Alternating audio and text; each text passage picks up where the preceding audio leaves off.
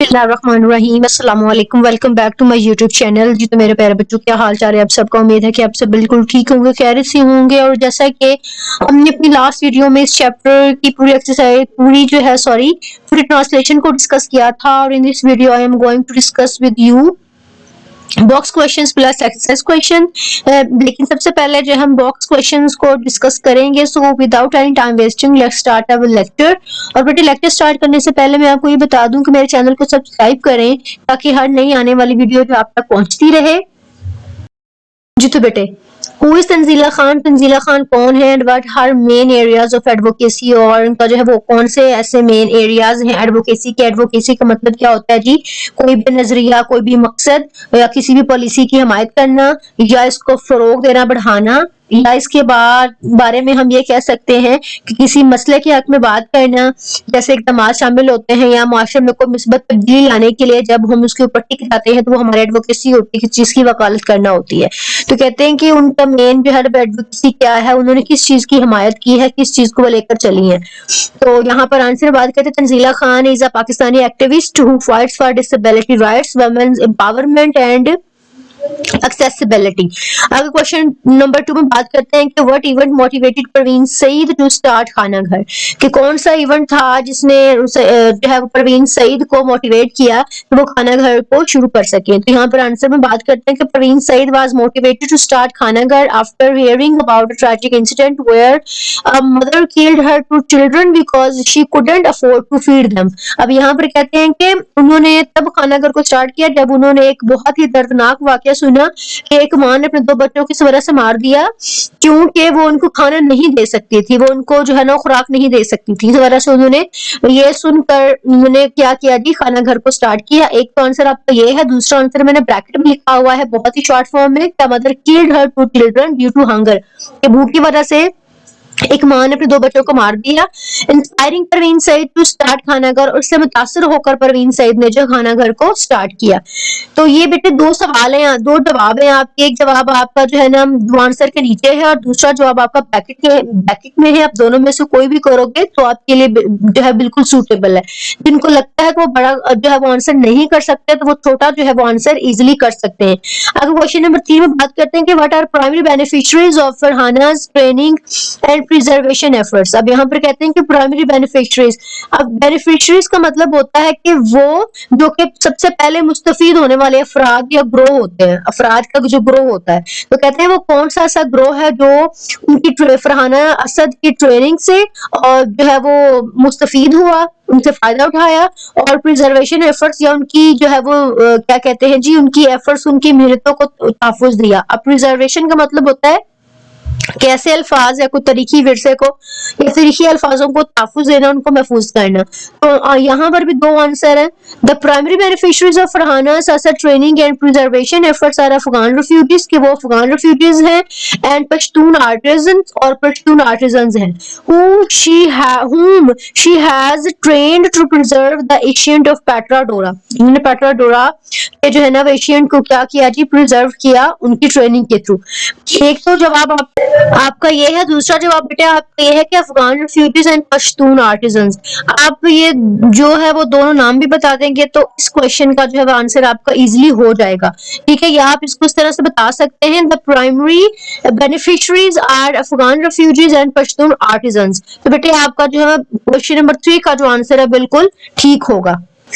जी तो बेटे आगे हम क्वेश्चन नंबर 4 की बात करते हैं। What materials are used by Farhana Asad and her artisans to create their art work. Farhana Asad ने और उनके आर्टिजन्स ने जो है ना, उनके जो माहिरीन जो उनके साथ जिन्होंने काम किया, उन्होंने कौन सा मटेरियल जो है इस्तेमाल किया है। तो आंसर में कहते हैं कि Farhana Asad and her artisans used coloured marble and semi precious stones like jade, onyx, lapis, turquoise and mother of pearls to create their art work. एक तो जवाब आपका ये है, दूसरे जवाब में आप जस्ट जो है ना मटेरियल्स के नाम बता सकते हैं, like there are following materials that are used like colored marble and semi precious stones like jade, onyx, lapis, turquoise and mother of pearl। बेटे समझ आई थिंक आपको जो है वो दोनों को जो है वो जवाब की आ गई है। अब जो है दोनों में से आप कोई भी जवाब करेंगे तो आपका जवाब बिल्कुल ठीक होगा। एक में आप मतलब डिटेल दे सकते हैं, लेकिन दूसरे अगर आपने दूसरा मैंने आपको जवाब बताया उसमें आप डिटेल नहीं भी देंगे, जस्ट नाम भी बता देंगे, तो आपका आंसर बिल्कुल ठीक होगा। आगे क्वेश्चन नंबर 5 की बात करते हैं कि what inspired Rushan Zafar to create their Kashyap Foundation, तो किस चीज से इंस्पायर होकर उन्होंने कश्यप फाउंडेशन की बुनियाद रखी। तो यहाँ पर बेटे बात करते हैं कि Rushan Zafar was inspired by the Grameen bank model in Bangladesh to create Kashyap foundation and empowers low income women through microfinance. तो बेटे यहाँ पर वो ग्रामीण बैंक मॉडल से जो है वो इंस्पायर होकर उन्होंने जो है वो कश्यप फाउंडेशन की बुनियाद रखी थी। एक तो बात जो है वो जवाब आप इसमें इस तरह से दे सकते हो, दूसरा जवाब आप दे सकते हैं कि रुशान जफर इंस्पायर्ड बाय ग्रामीण बैंक मॉडल इन बांग्लादेश। तो ये दोनों जवाब आपके बिल्कुल ठीक होंगे। अगर क्वेश्चन नंबर 6 की बात करते हैं कि what are the main goal of Sughar Foundation, की शुगर फाउंडेशन का जो है मेन गोल क्या है, कि वो क्यों तमीर किया गया। तो यहाँ पर जो है जी, तो बेटे मेन गोल में वो कहते हैं द मेन गोल्स और Sughar Foundation are to empower rural women, जो है वो देहाती खवातीन को एम्पावर करना, उनको बाख्तियार बनाना थ्रू एजुकेशन, तालीम के थ्रू, वोकेशनल ट्रेनिंग के थ्रू। वोकेशनल ट्रेनिंग में बहुत सारी ट्रेनिंग्स आ जाती हैं, मुख्तलिफ ट्रेनिंग, सिलाई कढ़ाई, उनको जो है वो मुख्तलिफ कोर्सेज करवाना।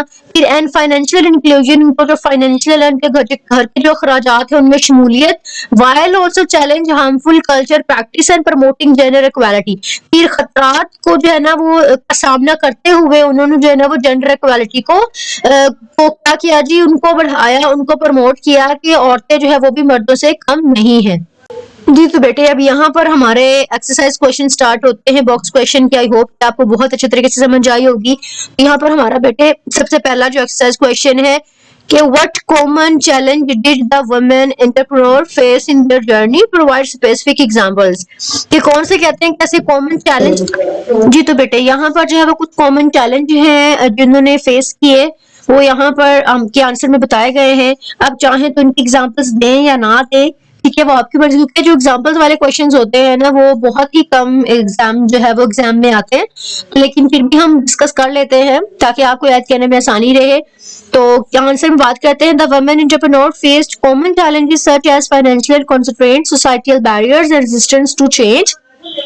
आगे यहाँ पर एग्जाम्पल में तंजिया खान, परवीन सईद, रुशान जफर और खालिदा बरोही का जो है वो एग्जाम्पल में आप इन चारों में से कोई भी एक या दो लिख के आप जो है अपने क्वेश्चन को कंप्लीट कर सकते हैं। और अगर आप इसका टोटली शॉर्ट जो है क्वेश्चन चाहते हैं तो यहाँ पर आप इस तरह से कर सकते हैं, the common challenges the women entrepreneur faced in their journeys were financial constraint, societal barriers, resistant to change and security threats.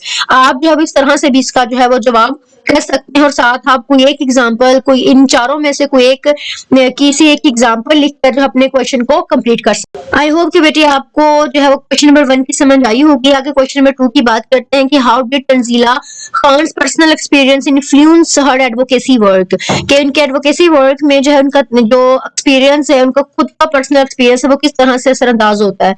तो आंसर में कहते हैं her struggles with disability and societal barriers motivated her to advocate for inclusion and accessibility for people with disabilities. उनकी जो struggle है with disability, माजूरी के साथ, and societal barriers, मुआशरती जो रुकावटों में मोटिवेट, उन्होंने इस चीज को मोटिवेट किया her to advocate for inclusion, कि वो अपनी शमूलियत जो है वो करें एंड एक्सेसिबिलिटी, रसाई हासिल करें फॉर पीपल विद डिसेबिलिटीज, उन लोगों के साथ जो कि माजूर हैं और जिनको उन्हीं की तरह जो है वो परेशानियों का सामना करना पड़ता है, ताकि वो इनके साथ जो है वो मिलकर काम करें, उनके लिए जो है वो आसानियां पैदा कर सके। अगर क्वेश्चन नंबर 3 में कहते हैं कि what role did societal norms and prejudice play in the obstacle faced by these women entrepreneur. अब यहाँ पर कहते हैं कि सोसाइटल नॉर्म्स और प्रेजुडिस प्ले जो है इन द ऑब्स्टेकल फेस। जी, तो बेटा यहाँ पर बात करते हैं, जैसे कि मैंने पहले कहा कि जो सोसाइटल नॉर्म्स हैं, ये जो मशर्ती आप ये कह लें कि रस्म और रवाज है, और प्रेजुडिस प्ले है या तासुब जो उनको जो है बहुत बुरी नजर से देखते हैं या कुछ और, इन द ऑब्स्टेकल फेस उन्होंने किस तरह से उन रुकावटों का सामना किया बाय दीज वुमेन एंटरप्रेन्योर, इन कारोबारी औरतों ने, इन कारोबारी खवातीन ने।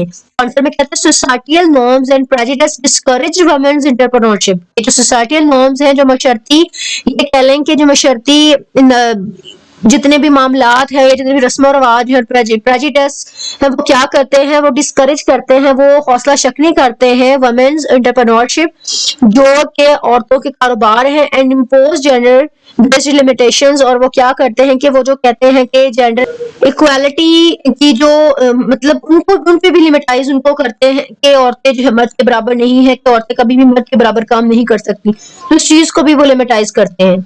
अब क्वेश्चन नंबर 4 में कहते हैं कि how did the initiatives founded by these women contribute to their communities, provide at least 2 examples. जी तो बेटे यहाँ पर अगर इनिशिएटिव की बात करें तो इनिशिएटिव का मतलब होता है किसी चीज में, किसी इकदामात में कोई पहल करना, किसी नए मंसूबे या सरगर्मी के आगाज को जाहिर करना। तो कहते हैं कि how did initiative founded by these women contribute in their communities, कि उन्होंने अपनी कम्युनिटीज में इन खवातीन ने किस तरह से जो है वो अपना हिस्सा डाला, पहल की। प्रोवाइड एटलीस्ट 2 एग्जांपल, 2 मिसालें दें। तो सबसे पहले खाना घर की बात कर लेते हैं। Tackled hunger by providing affordable meals, तो उन्होंने हंगर को टैकल करने के लिए उन्होंने मुनासिब खाना जो है वो प्रोवाइड किया। और शुगर फाउंडेशन जो है वो एम्पावर्ड रूरल वुमेन जो है वो दही खवातीन को उन्होंने बाख्तियार बनाया विद वोकेशनल ट्रेनिंग के थ्रू एंड फाइनेंशियल इंक्लूजन, उनकी फाइनेंशियल में शमूलियत को इख्तियार कर। जी तो बेटे आगे हमारा क्वेश्चन नंबर 5 है कि what does the text suggest about the relationship between entrepreneurship and social change. कहते हैं कि टेक्स्ट में कारोबारी सलाहियत और समाजी तब्दीली के दरमियान ताल्लुक के बारे में क्या कहा गया है।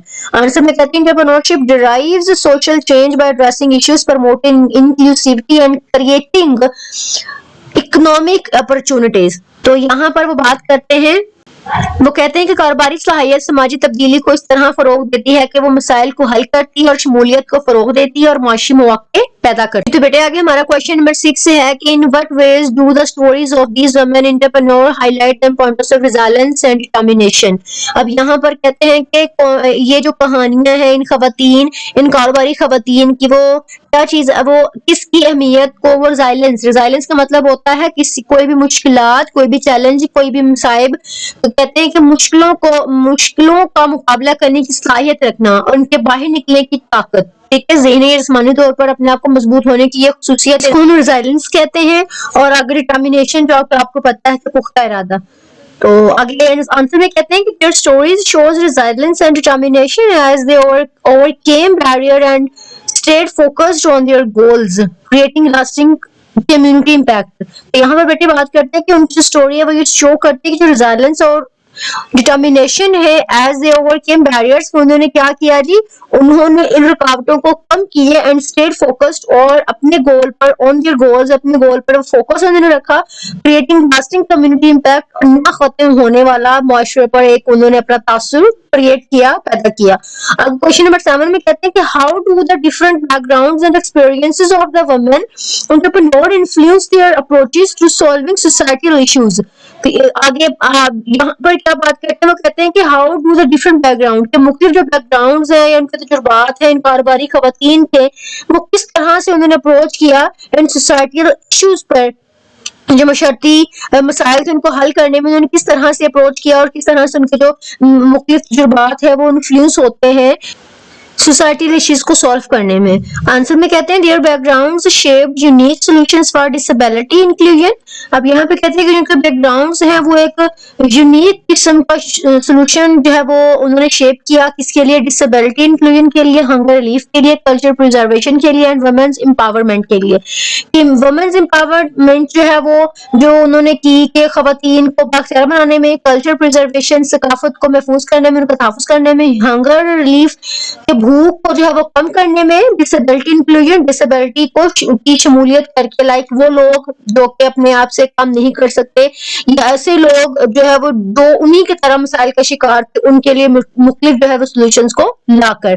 आई होप बेटे आपको क्वेश्चन नंबर 7 तक जो है अच्छे तरीके से समझ आई होगी। आगे जो है वो हम क्वेश्चन नंबर 8 की बात करते हैं। जी तो बेटे आगे क्वेश्चन नंबर 8 है कि discuss the impact of micro finance on women's empowerment using Roshaneh Zafar work as an example. अब यहाँ पर कहते हैं कि डिस्कस इम्पैक्ट ऑफ माइक्रो, कहते हैं कि माइक्रो फाइनेंस का कारोबारी खवातीन पर क्या असर है, रुचाने जफर के वर्क को एज एग्जांपल के तौर पर इस्तेमाल करते हुए आंसर में कहते हैं micro finance like Kashyap foundation empowers women by providing financial resources leading to economic independence and greater community involvement के ग्रेटर कम्युनिटी को इन्वॉल्व करके उनकी जो माशी इंडिपेंडेंस को लीड करके, ठीक है, और उनको फाइनेंशियल रिसोर्सेज प्रोवाइड करके वो उन्होंने जो है वो क्या किया है, वुमेन को बाख्तियार बनाया है। अगर क्वेश्चन नंबर 9 में कहते हैं कि what strategies did Farhana Asad use to preserve an ancient art from while also creating economic opportunities, कौन सी स्ट्रेटजीज इनको इस्तेमाल किया है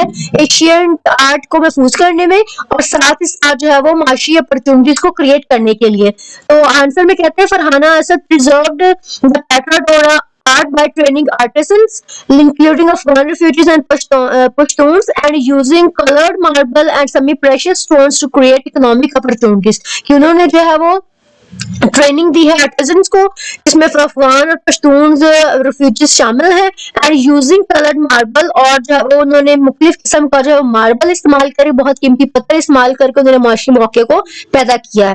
अगर लास्ट क्वेश्चन हमारा क्वेश्चन नंबर 10 है कि how does Khalida Brohi work challenge harmful culture practice and promote gender equality, उन्होंने किस तरह से इस जो है ना वो इस कल्चर को जो है वो इस जो जहाँ पर उनको खतरा था उनका सामना किया और उन्होंने किस तरह से जेंडर इक्वालिटी को जो है वो प्रमोट किया।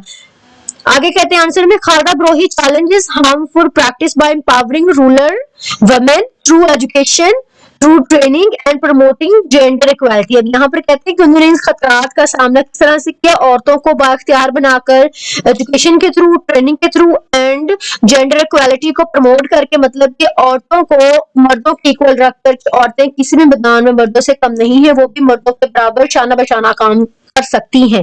आई होप बेटे आपको बॉक्स क्वेश्चन की और एक्सरसाइज क्वेश्चन की बहुत अच्छे तरीके से समझ आई होगी, और कहीं पे आपको लगता है कि आपको समझ नहीं आई तो बिना झिझक मुझसे कमेंट बॉक्स में पूछ सकते हैं आप लोग। अपना बहुत सा ख्याल रखें, इंशाल्लाह जो है वो अगली वीडियो में हम इस चैप्टर के एक्सरसाइज को डिस्कस करेंगे। टेक केयर, अल्लाह हाफिज एंड थैंक यू फॉर